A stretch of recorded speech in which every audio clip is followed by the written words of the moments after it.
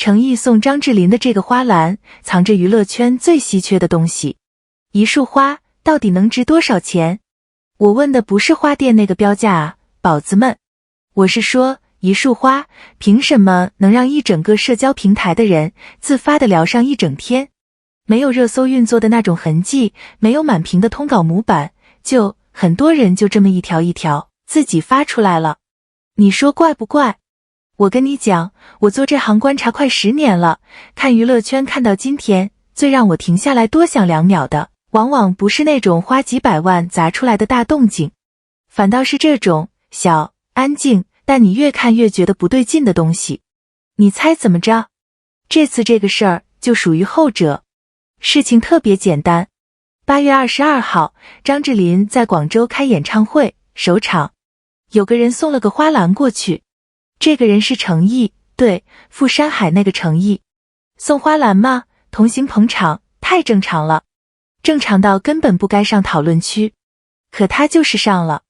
为什么？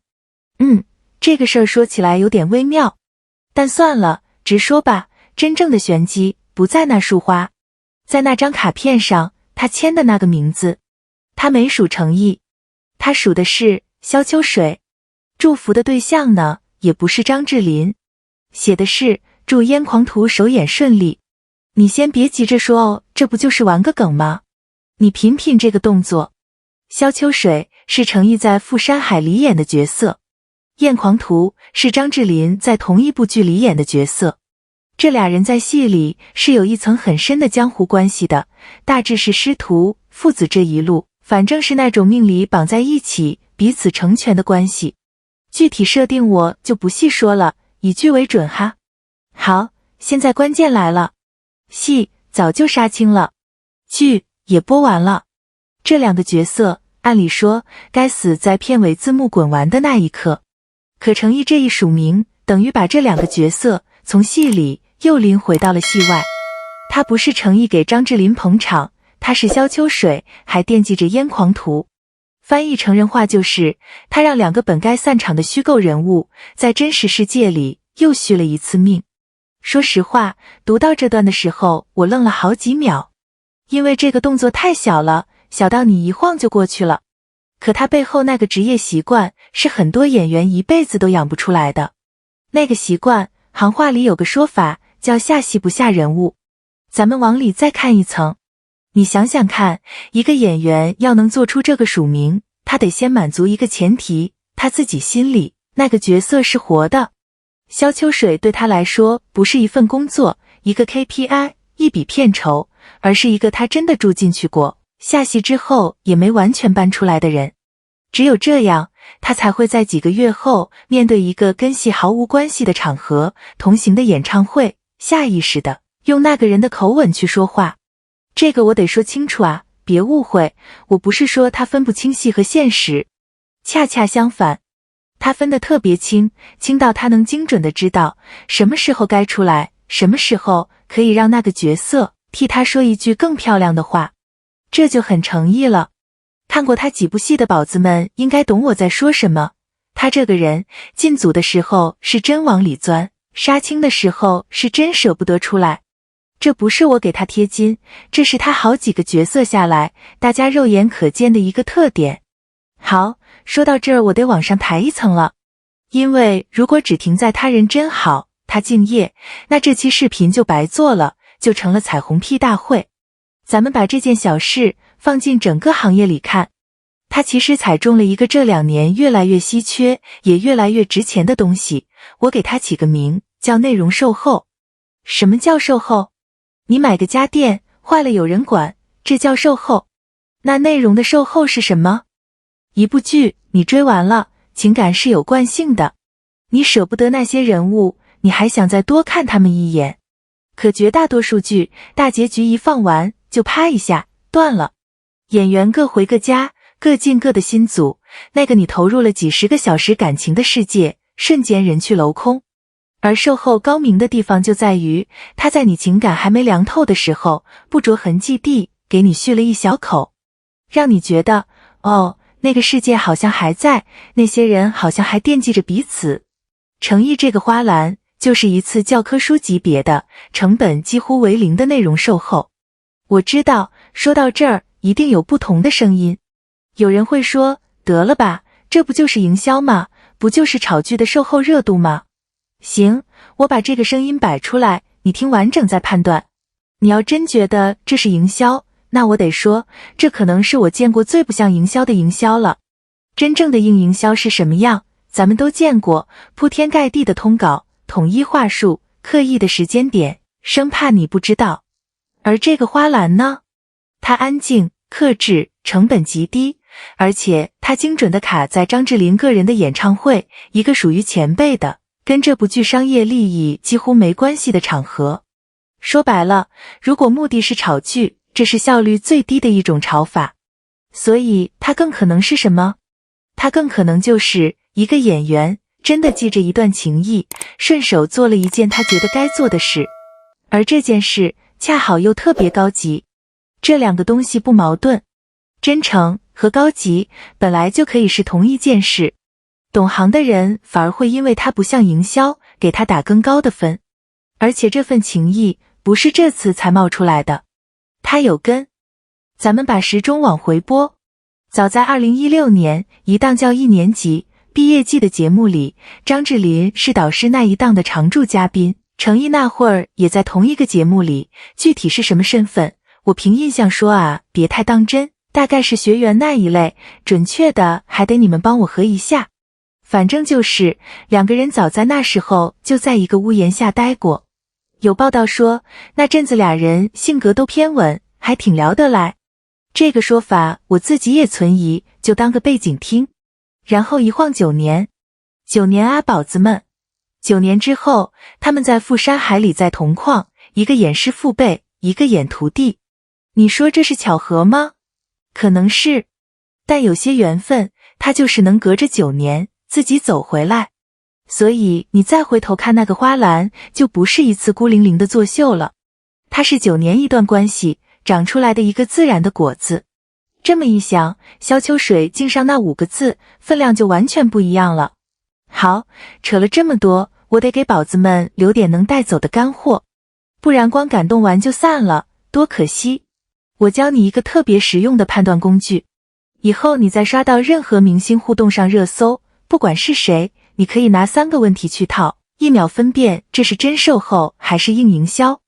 第一问，这个互动对当事人有没有直接的商业利益？如果是给自己正在宣传的新剧新歌打广告，那营销成分就高。像这次花篮送的是前辈的个人演唱会，诚意自己没有任何商品要卖，利益越淡，真诚的可能性越高。第二问，他需不需要通稿去解释才能看懂？真诚的动作往往是自解释的，一看就懂，不需要一堆小编告诉你这里多有梗。刻意的营销通常得配一整套话术。第三问，他符不符合这个人一贯的样子？一个从来不进人物的人突然玩角色署名，那才叫违和。而诚意这个动作跟他下戏不下人物的一贯风格是严丝合缝的。下次你再看到什么神仙互动意难平售后，别光顾着哭，拿这3问套一下，你马上就知道这口糖到底是真的甜还是糖精。行，说回最开始那个问题，一束花到底能值多少钱？我现在的答案是，如果它只是花，就是个市价。可如果它承载的是一个演员对角色的较真，对前辈的尊重和一段9年的情谊，那它就贵得没法标价了。角色总会散场的，片尾字幕一滚，那个江湖就关灯了。可诚意用一张卡片告诉我们，散场的是戏，不散的是人愿不愿意继续记着。在我看来，他数下萧秋水3个字，其实就等于说了一句很朴素的话，故事讲完了，但情谊我想留着。这是我自己的解读啊，不是他原话。今天这期就聊到这儿。如果你也被这个小小的花篮戳到了，评论区扣一个萧秋水敬上，让我看看有多少人跟我一样，也是那个舍不得江湖关灯的人。咱们下期见，宝子们。一个演员同时踩中2条轨道，诚意这个8月信号有点不寻常。你信数据吗？我先给你2个数字，你猜哪个更值钱？一个是全网单日几个亿的播放量，挂了一整天的热搜；另一个是一份大部分人根本没听说过，一年才更新一次，上面名字加起来可能都凑不满一页纸的名单。宝子们，今天咱们不聊八卦，聊点你能带走的东西。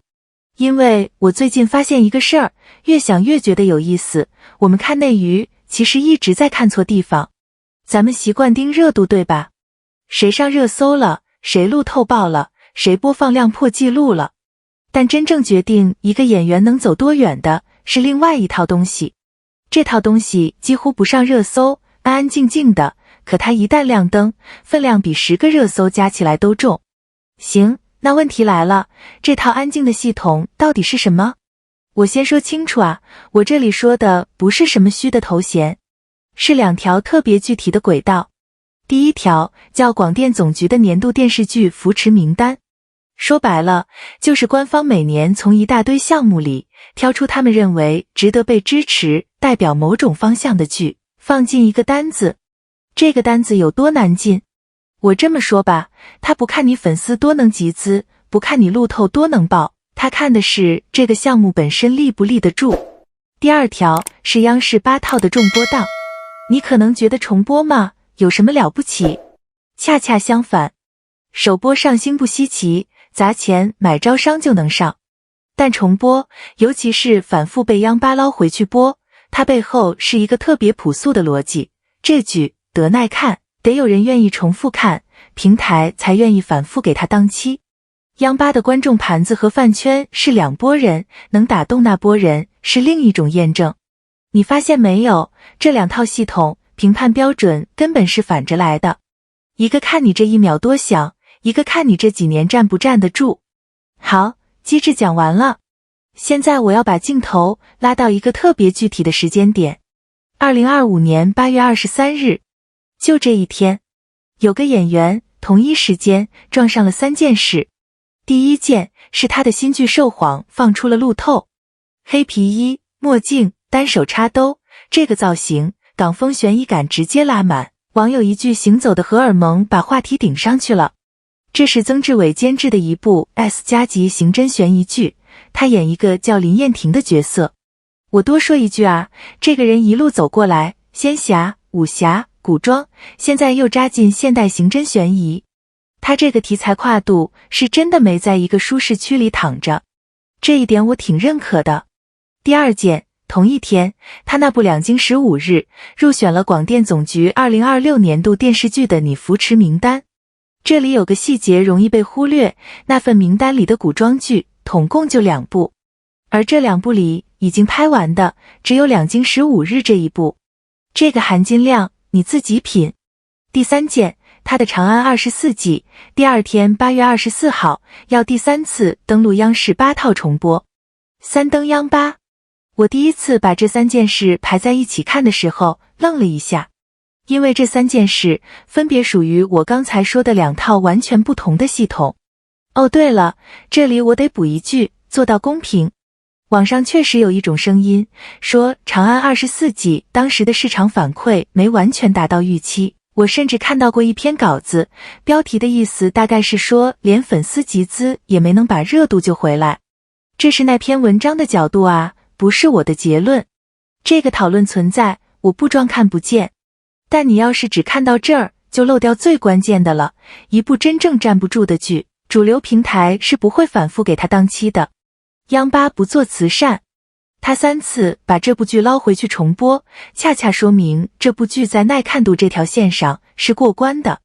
热度和耐看度本来就是2码事，所以你看，这个8月，程毅是一边在饭圈的热度系统里狂欢，一边在体制内的认证系统里盖章。说完表面这层，咱们往里再看一层。为什么我一直强调同一时间这4个字？因为单独看，每一件都不算世界新闻。路透报，很多流量都能报。上个扶持名单，别人也上过。重播，谁都能被重播。但这3件事叠在一起，还发生在同一个节点上，这个结构是稀缺的。我打个比方哈，热度这东西，像一支球队打进了一个漂亮的关键球，全场沸腾。而认证这东西，更像是联赛官方把你写进了本赛季值得记住的球员名单里。一个是当下的高光，一个是长期的背书。大部分演员一辈子可能只稳定拿到其中一样，同一时间两样都亮灯的不多。热搜证明你现在被看见，名单证明你值得被记住。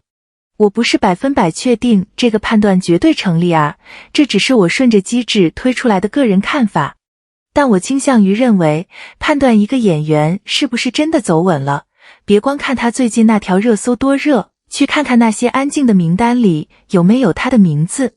行，到这儿我想给你留个能带走的东西。就算你根本不是谁的粉丝，这个框架你以后看任何艺人新闻都用得上。下次你再刷到一条某某某又怎么了的 showbiz 新闻，你别急着下结论，先在心里过3个问题。第一，这是热度信号还是认证信号？热搜、播放量、路透是热度，反映当下多响；进名单、上主流平台、被反复重播是认证，反映能不能被长期背书。这俩别混。第二，这个信号是谁给的？是粉丝自己刷出来的？是营销号推的，还是一个他不图你钱的主体给的？广电、央八这种，他不靠你的集资活着，他给的认可水分自然就少。第三，这个信号多久才出现一次？